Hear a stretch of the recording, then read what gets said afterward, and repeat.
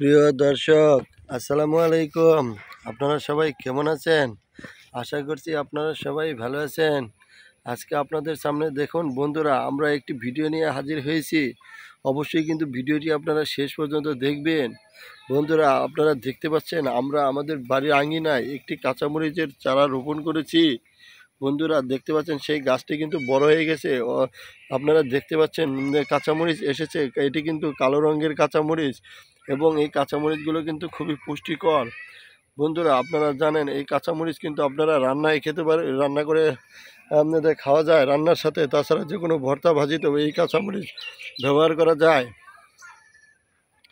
তো বন্ধুরা আপনারা দেখতে পাচ্ছেন আমাদের গাছটিতে প্রচুর পরিমাণে কাঁচামরিচ এসেছে। তো বন্ধুরা আপনারা খেয়াল করেন, দেখেন আমাদের গাছটিতে কিন্তু আরও ফুল আসতেছে।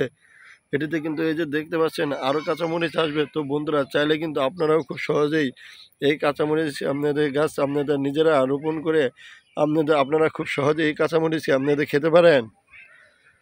তো বন্ধুরা আমরা কিন্তু এই কাঁচামরিচের চারাটি আমরা আপনাদের নিজেরাই বীজ থেকে আপনাদের তৈরি করেছিলাম। তো চাইলে কিন্তু আপনারা খুব সহজেই আপনাদের একটি মরিচ থেকেই চারা তৈরি করতে পারবেন।